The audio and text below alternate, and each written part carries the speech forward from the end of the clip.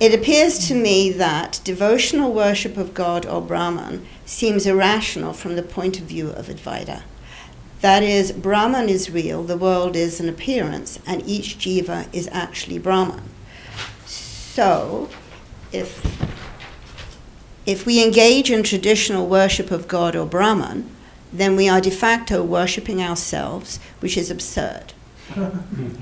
It's like petitioning a king for consideration when the king is in fact us. Who is petitioning who? Even from the point of view of Patanjali, if Satyam were non-lying or sincerity, then having mutually contradictory practices or beliefs would violate the yoga path as well, the yogi path as well. How can one worship God as Heavenly Father, Krishna, etc., if one feels in their heart that the distinction between the worshipper and the worshipped is false, an appearance? This sure seems duplicitous and insincere to me. All right. The question resonates? It's a good question. First of all, Jonathan, straight answer. You are right. There's no problem with that. Logically, philosophically, the position you have taken is a position. It's a position. And it is taken by traditional non-dualists in India too. There are those who do that. But, so having said that, now let's go deeper into the question. There are practical grounds and philosophical grounds for the worship of God. That's what I'll reply to this question. Practical grounds and philosophical grounds too. First of all, philosophically speaking, one thing one must be clear about. The worship of God and Advaita are not on the same level of reality. Do you remember what we discussed about levels of reality? When you say Brahman is real, what level is it? Absolute, relative, or illusory? Which one? Absolute. Brahman is real from the absolute point of view. Right? The world is a false, an appearance from the absolute point of view. I am Brahman from the absolute point of view. But if I worship God, I have a puja and a Krishna or a Christ before me. At what level am I doing it? Transactional or relative or vyavaharika level. The two levels are not the same. So worship of God at the vyavaharika level does not contradict the absoluteness of Brahman. Brahman is real, the world is an appearance, you are Brahman, absolutely true. Relatively, that Brahman being identified with a body and mind, worshipping God who is the Father, who is the Mother, who is Krishna, who is Christ, perfectly all right. Are you with me so far? Let me put it this way. Even here, a doubt might persist. Jonathan might ask. Granted, if somebody is at the relative point of view, that person can worship God. But Advaita Vedanta speaks about the absolute. So from the absolute point of view, we should not at all speak about worshipping of God. You should only keep on speaking about Brahman being real and the world being an appearance and you are Brahman. Let me say this. From the point of view of absolute also, if you are a committed non-dualist, Jonathan, do you eat? Do you walk? Do you talk? Do you put on clothes? Do you exercise? Do you talk to people? You do everything else in the world, which are all dualistic practices. You're acting as a body and a mind for all practical purposes. Now, what harm has poor God done to you? That I will do everything dualistic in this world except going to temple or church. Now let me resolve this tangle. It's a very simple resolution actually. The resolution is this. This is the key. I'll give you the key. I'll give you the key. The key is reality of non-duality does not contradict experience of duality. This has been mentioned in Panchadashi also. After you realize that the sky, there is no blue color in the sky. It's an appearance. When you look up at the sky, what do you see? Blue sky. Yeah. Now when you look at the blue sky, do you say the sky is really blue? No, you know it's not blue. It looks that way. The experience of the blue sky and the reality of the colorless sky, can they exist together? Yes. How can something be colorless and blue at the same time? Only because of different levels. Only because it's really colorless and appears to be blue. Right? If the sky was really, really blue, how could the same sky be red sometimes? How could it be black sometimes? How could it even be colorless? No. Really it's colorless. And it appears black at night, it appears blue in the morning, it appears red at sunset. Appears. Because of the scattering of light. We know the physics, the optics of it. Exactly in the same way, non-duality is reality or appearance? It's reality. Non-duality, Advaita is reality. And Dvaita is appearance. You know what is contradictory? Real duality and real non-duality are contradictory. Am I really separate from God and am I really one with God? Contradictory. Obviously, logically contradictory. But am I really one with God and I appear to be separate? Fine, there's no problem with it. You know, when two persons worship God and one says, I'm a non-dualist, and the other one says, I'm a dualist. You know what's the difference? The difference is philosophical. The dualist says, here I am worshipping my Lord, he is my father or she is my mother, and I am the child, and we are different. And this is where I stop. That is dualism. I love my Lord, I depend on my Lord, and I surrender to my Lord. What about being one with your Lord? Impossible, because I am not one with my Lord. That is real dualism. Now, when the so-called non-dualist worships God, he says, here I am. I appear as body and mind, as this individual being, as a human being, and here is the same Brahman appearing as God, Ishvara. Nirguna Brahman, Saguna Brahman. The absolute is Nirguna Brahman, Brahman beyond attributes. And God is Saguna Brahman, Brahman with the mask of attributes. With a name, Ramakrishna, or Krishna, or Christ. With a form. The name is illusory, Maya. The form is also Maya. If you remove the name and form, you and Ramakrishna are one Brahman. But as long as you wear that particular mask, and God will wear this mask, and then your relation is worshipper and worshipped. Knowing all the time you are one reality.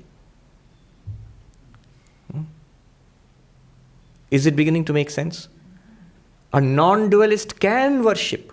There's no harm in that. Now, to be fair to Jonathan, even this kind of worship, is it contraindicated, or is it necessary, or is it useful?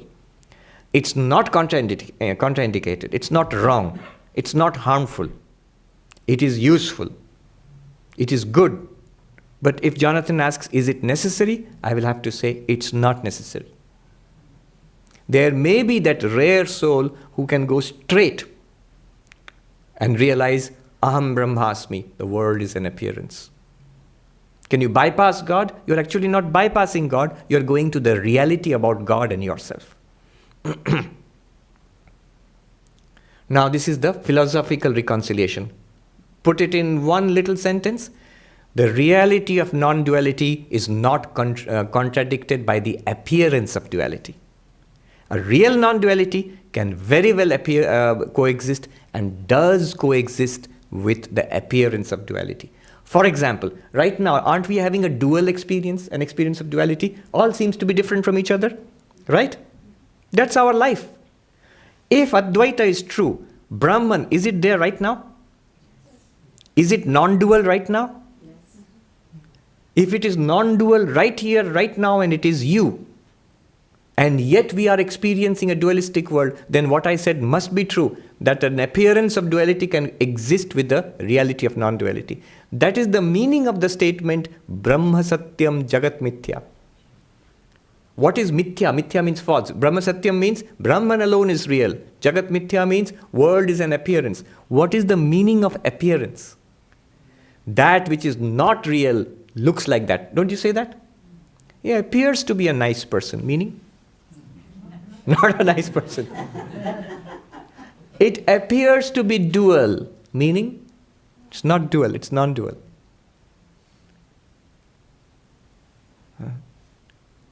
Our mistake is not that we experience duality, we think this is the final reality. That's our mistake. Advaita says this is not the reality. There is an underlying reality of non-duality which appears as a dual universe. Okay, philosophically so far, that is the thing. Let me know when the food is ready. Yes. Okay. So the reality of non-duality does not contradict the appearance of duality. All this duality and non-duality is making us hungry. There was this monk who was a strict non-dualist, and a pandit who used to come to him. It's a story I heard in the Himalayas. It's a true story. It happened this way. The pandit used to come and fight about that duality alone is true. Dualism is true. Dvaita is real and Advaita is not correct. Then one day the Swami said to this pandit, I'll tell you in Hindi and then translate. The Swami said, अरे पंडित जी द्वैत सत्य है ये तो गौ भी जानती है आप पंडित है तो कोई नई चीज बताओ duality is real even that cow on yonder field knows that I am different from the grass so I have to eat the grass you call yourself a pandit tell me something new what is new actually what he means is what is new it appears to be a dualistic world the reality is non-dualistic. That is the saving knowledge of Advaita Vedanta. On the other hand, another story of a Pandit and a Swami. The same Swami, who was a strict non-dualist. Another Pandit came and argued in favor of dualism and the Swami was arguing in favor of non-dualism. And finally the Pandit came, this is a different Pandit, came and said, Swami, I agree, you are right. Advaita is correct and Dvaita is not. Actually the discussion was about the absolute without qualities, nirakara, formless, and the with form, nirguna and saguna, with quality and without qualities. Without qualities, without attributes, the absolute, which is Advaita. With qualities, dualistic approach, Dvaita. So finally the Pandit came and said, Swami, you are right. Without qualities, nirguna, the absolute, that alone, Advaita is right. In Hindi, निर्गुण ठीक है आप ठीक बोले हैं you said nirgun is right so nirguna is correct you are right now this Swami who had been arguing all these days in favor of the absolute in favor of the attributeless absolute he shot back he said and God with qualities is that your uncle sagun tera chacha hai it's like saying Bob's your uncle. What he meant was the God with qualities, which I have been arguing against so long, is exactly the same as the absolute without qualities. In reality is it without qualities, that reality without qualities appears to you in your world of experience, in your dualistic dealing as God with qualities. They are not two separate things. All right. Practical point. I'm not done yet. Practical point. Come down to classical Advaita. Look at one of the best ways of resolving these doubts is look at the persons you would consider enlightened. Look at Shankaracharya, clearly a non-dualist, Advaita Vedanta. How many hymns he has written to Krishna, to Shiva, to the Divine Mother. Beautiful hymns, to the Ganges, Ganga Stotram. Beautiful hymns, devotional hymns, full of dualistic fervor of worship. Who? None other than Adi Shankaracharya himself.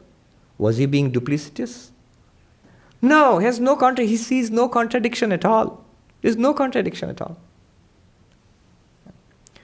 Even those we consider uncompromising non-dualists in this world, in the modern world, Ramana Maharshi, Nisargadatta Maharaj, he carried on a dualistic form of bhajan all his life.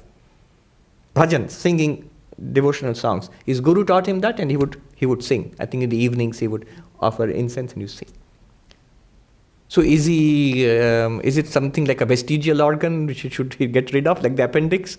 No, he sees no contradiction. Ramana Maharshi, the great non-dualist, his devotion to Arunachala Shiva was constant throughout his life. And he saw no contradiction at all. I am one with Arunachala Shiva, but also have devotion and love for Arunachala Shiva. I think he wrote one hymn which has the bridal mysticism, Madhura Bhava towards Arunachala Shiva. This is the height of dualistic worship. And of course you have Ramakrishna. You'll say, but Ramakrishna was dual. Some people will say Ramakrishna was dualistic. He was a devotee. Swami Vivekananda said about himself and Ramakrishna, he said, I seem to be a jnani on the outside. Inside, I am a devotee. I am a bhakta. And the old man, he mentioned Ramakrishna, he used to call him the old man. The old man was bhakti outside. Inside, he was all jnana. Completely non-dualistic inside. And yet his whole life was what? Bhakti. No contradiction. He sees no contradiction.